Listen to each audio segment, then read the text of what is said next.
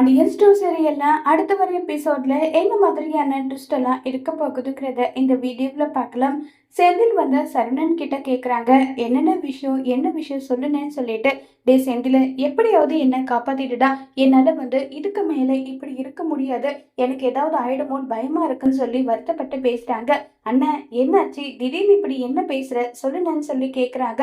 நான் கதிர்கிட்ட ரொம்பவே கோவப்பட்டுட்டேன், நான் அப்படிப்பட்டவன் கிடையாது தானே, வர்ற கஸ்டமர் கிட்ட கோவப்படுறேன், நான் நானாவே இல்ல, எப்படியாவது என்ன காப்பாத்துட்டான்னு சொல்லிட்டு சைக்காலஜிஸ்ட் கிட்ட கூட்டிட்டு போறாங்க. அங்க போனதும் சைக்காலஜிஸ்ட் செக் பண்ணிட்டு, இங்க பாருங்க, நீங்க மனசு வச்சா மட்டும்தான் உங்களை நீங்க குணப்படுத்திக்க முடியும், ஸ்லீப்பிங் டேப்லெட் கொடுக்குறேன், அதை சாப்பிடுங்க. நீங்க மன நிம்மதியா இருக்கணும், புரியுதா? மனசுல 1008 விஷயத்த நீங்க யோசிச்சாதான் உங்களுக்கு இப்படி ஒரு பிரச்சனை வருது.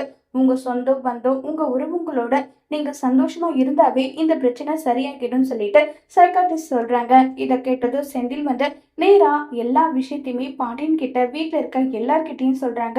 உடனே ராஜி மனசுல நினைச்சு பாக்குறாங்க, சரவணன் மாமா இப்படிப்பட்ட சூழ்நிலையில இருக்கும்போது அவரை நம்மளும் திட்டினது ரொம்ப பெரிய தப்பு தான், நம்ம கதிர்கிட்ட எப்படியாவது மன்னிப்பு கேட்டே ஆகணும்னு சொல்லிட்டு ராஜியும் முடிவு பண்றாங்க. அடுத்ததான் நம்ம பாண்டியன் வந்து சரவணனோட நிலைமை இப்படி ஆயிடுச்சுன்னு நினைச்சு ரொம்பவே பயங்கரமா வருத்தப்பட்டுட்டும் ஃபீல் பண்ணிட்டும் இருக்காங்க. அப்ப கதிர் வந்து செந்தில் 2 பேருமே போயிட்டு, அண்ணனை குணப்படுத்திடலாம், கவலைப்படாதீங்க, டாக்டர் அந்த அளவுக்கு பயப்படுற மாதிரி எல்லாம் ஒன்றும் சொல்லல, நம்ம எல்லாருமே சரவணன் அண்ணன் கூட இருக்கோம், அப்படி இருக்கும்போது அவருக்கு எந்த பிரச்சனையும் வரையாது, நம்ம எல்லாரும் சேர்ந்து அவரை நல்லபடியா பார்த்துக்கலாம், எது நினைச்சோ வருத்தப்படாம இருங்க நல்லா சொல்லி ஆறுதலா பேசிட்டு இருக்காங்க. இப்ப சரவணன் ஸ்லீப்பிங் டேப்லெட் போடுறாங்க. பாண்டியன், சரவணா வாப்பா, வந்து இங்க என் பக்கத்துல படுன்னு சொல்றாங்க. அப்பா, நீங்க போய் ரூம்ல படுங்கப்பா, நான் இங்க வேணும்னா படுத்துக்கிறேன்றாங்க. உன்னை விட எனக்கு எதுவுமே முக்கியம் கிடையாது, நீ நல்லபடியா கண்ணை மூடிக்கிட்டு தூங்கு, உன் அப்பா உன் கூட இருக்கேன், எதை நினைச்சும் பயப்படாம எதையும் யோசிக்காம நீ நல்லா தூங்கு சரவணன்னு சொல்லிட்டு பாண்டியன் பக்கத்திலே இருந்து சரவணனை பார்த்துட்டே இருக்காங்க.